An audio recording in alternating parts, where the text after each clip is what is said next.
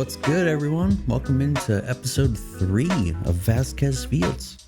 This is a PS5 Planet Coaster build series showcasing our Western/sci-fi themed park that we have been building live over on Twitch. Thanks so much for tuning in. The support so far has been lovely, and it's been great to have some new faces popping by the stream who have seen these videos here on YouTube and wanted to come by and hang out in our community. So feel free to follow on both here and over on Twitch, and you too can be part of our little tribe of theme park and Planet Coaster enthusiasts all pitching in different ideas to help build the best park we can. In our last episode, we started building inside the park limits by plopping down a couple of shops, some restrooms, and a mini plaza as the start of our main street. And on today's episode, we're going to continue on down our park's main street with another shop, but also our first ride. Before we go ahead and dive right into it all though, let me just remind you that these episodes are more of a showcase of what has already happened over on our Twitch. We won't be showing too much of the actual building happening here, and instead we'll just be walking through the development stages and explaining how and why things came to be.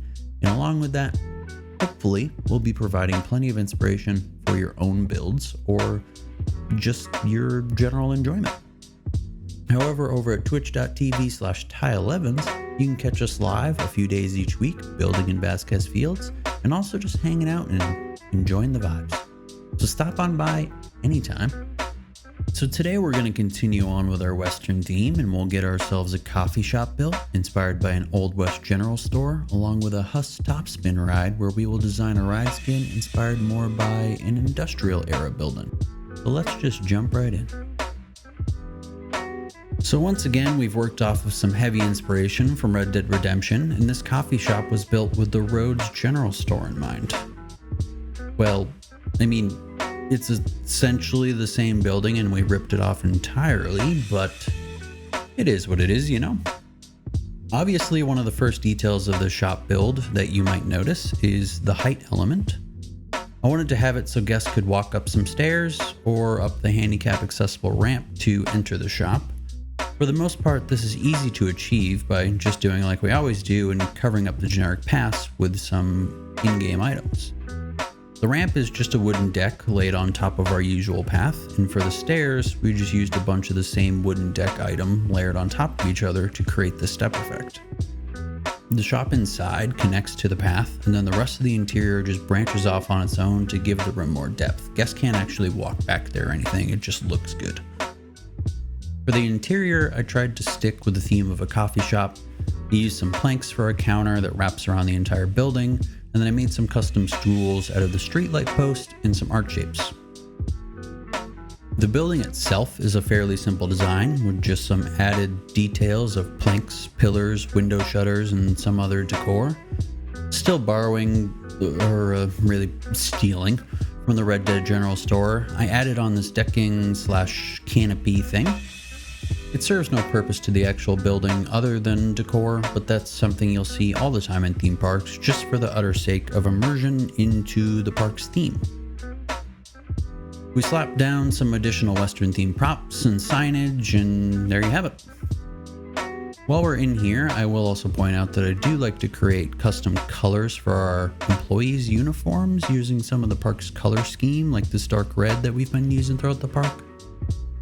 I often forget about it and then find random employees wandering the park wearing the wrong colors, but when I do remember, I think it helps to make the park feel unique. Plus, the default colors are fairly obnoxious. But anyways, y'all ready for the first ride of the park? No? Okay, well great, then episode's over, folks. See ya on the next one. Actually, never mind, I do what I want, so here comes our first flat ride build. Since this is our first ride in the park, I wanted to make sure we had something a little bit exciting. A lot of the time it's good to resort to even simpler rides and, like many other theme parks, get in some kid rides near the entrance to your park. They're super easy to plop down and create short queues for and slap a simple skin onto them, but that may not have been the most exciting thing to have happening on one of our first few streams. So naturally I went for a bit more of a thrill ride. The trick here though was to find something that could be themed with a ride skin that blends into our main street. and that's where things became a bit limiting. Since I do have all of the DLC, we have a fair amount of rides at our disposal, but a large amount of them are either already themed or just difficult to find ways to give an Old West look. The reason I went with this Topspin was that we had already been designing our main street to be a little bit less ghost town-esque, like your gritty old westerns with swinging saloon doors and all that jazz. And instead, I went leaning more into late western migration where the industrial era began to seep in. So this could work because the look of this ride reminded me a bit of those old industrial buildings operating with very similar, simple engineering. So we'll plan to use this ride and design it just like one of those sorts of buildings with steel, lumber, coal chimneys, etc., etc. Once I got the ride plopped down, then I wanted to make sure we had a decent sized queue to give us room to create a sort of unique entrance for our guest.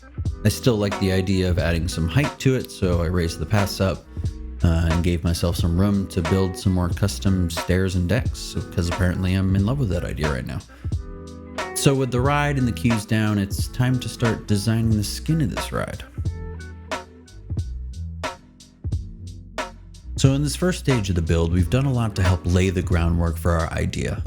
We've done some brick walls built right onto the ride platform to help us get closer to covering the ride up and picturing what kind of building we may need to go here.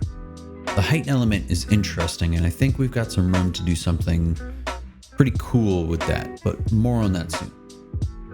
Here I've started to plan out a seating area near the ride that I think can feel as if though it's part of the ride itself by blending it into the theme of the ride.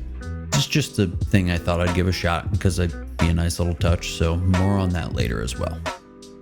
We've gotten most of our queue done. The stair concept was used again, but this time we used brick walls and stone detailing for our railings so that we could help make the queue feel like it's part of the same building as the ride, so there's a cohesive story to it all. For that story, we did start to go in on our steel and lumber ideas, and the queue is designed as the supply storage area for this main building, which I think we'll theme as like a machine room where they're making whatever it is those old industrial places made back then. Plenty of little decor items like logs, planks, boxes, steel piping, and whatnot are just laying around the queue line here to help introduce our guests to the ride story. I should mention here that our park falls a bit more into that lower budget kind of theme park. Like, we don't have that Disney money, you know? You know the kind of parks I'm talking about, where the theming is great, but ultimately lazy. But whatever, it's endearing and there's great rides, so we go with it. But anyways, with our queue built and the skeleton to our ride skin ready, we can get to finishing this thing up. And would you look at that, we now have our park's first ride, The Boiler, a very fitting name provided by members of our Twitch community. So there's a ton of details to this, and I could go over all of them, but that may take me several hours. So feel free to drop any questions you have in the comment section below. The ride is also available on the Frontier Workshop and can be found by searching The Boiler in case you want to subscribe to it, drop it down in your own game, and then tear it to pieces to see all the little weird things that are going on here. The front of the building is where we got to have some fun with the height element. Working with a handful of different reference images, I was able to envision this sort of loading dock design. We put some company names onto signage and sunk those into some additional walls to create a pretty sweet looking effect. We could have easily just had plain brick walls wrapping around the ride, but that would have been pretty boring, so I like the idea of adding depth to it by having extra pillars and trims and even a layer of varying exterior walls. The roof took a bit of finagling, and there are umpteen different buildings in the roofing alone, along with a variety of different wood tiling roofing pieces to make it all work. Going with a classic industrial era warehouse look, I thought that the windows up top were a nice touch, and then obviously, what is an old-timey warehouse without some old-timey air pollution? We added in these custom chimneys, which is made up of multiple Romanesque columns, all spun around in a circle, and some smoke effects sunk down into those. I'd like to believe our park would have an eco-friendly way of creating this effect without pumping out real ozone destroyers throughout the day, so that's at least what we're gonna tell ourselves, right? The seating area came together nicely. The lamp posts are actually another item that I stole from one of the in-game scenery designs. We added in some umbrellas, in some bins, and then blended the area into the sidewalk design by using the same castle roofing, and I think that really helped pull it all together. To cover up the gaps left by our raised exit, we used some planters and filled them with a variety of foliage. Where most of the heavy lifting happened was inside of our building. Obviously, we have plenty of themed items dropped down to help sell the interior of the building as one big machine churning out some kind of product. So the back wall is lined with plenty of fireboxes, pipes, gears, and whatever this thing is. There is still a lot of empty space inside, but that was intentional to ensure that guests and mechanics or whoever could realistically move around the ride safely. So then a lot of work in here had to actually just go into making the inside of the building appear functional. Because of our complicated roofing, we also had to cover up a lot of weird stuff with an equally complicated ceiling. The bottom of the corrugated roofing worked great for this. On top of that, though, came a lot of extra beams and pillars, and then some more pipes, planks, and other small design items helped to pull it all together. Another great thing was that we managed to make the hole in the roof perfectly encompass our ride so that it has full clearance to start inside and then throw guests up and out of the building. It's certainly a very unique looking ride, and hopefully you agree that with the work that we did here, it now feels like it's all part of one big cohesive building. And with that, we now have our main street starting to boom with several shops, restrooms, and a thrill ride. This will get guests moving around and doing more, and I'm sure the in-game guest notifications will suggest what else we need to get in here. But more importantly, I'd love to hear from y'all what else you think we should look at adding in. Drop a comment below with any ideas you have or anything you'd just like to see get built out. Don't forget though, you can really get in on the action by popping over to twitch.tv/Ty11s to be a part of the live community building that's happening over there. On our next episode though, we will be adding in the park's first roller coaster. It took a few streams to get done. I'm no pro at roller coasters, but after plenty of trial, error, cussing, and a whole bunch of tips and encouragement from the Planco community, I think we've got something very cool in that creation, so stay tuned for that one. Thanks again for tuning in. Now that the channel and the community have started to grow, I'll have some more cool updates coming soon, so hang tight for that. Nothing too crazy, we're just going to be ironing out some kinks and sprucing the place up a bit so that as more and more folks start to roll in, we'll be looking good and feeling good to help welcome them all in. Anyways, that's it for this one. I'm Ty11s, and I will catch ya on the next one.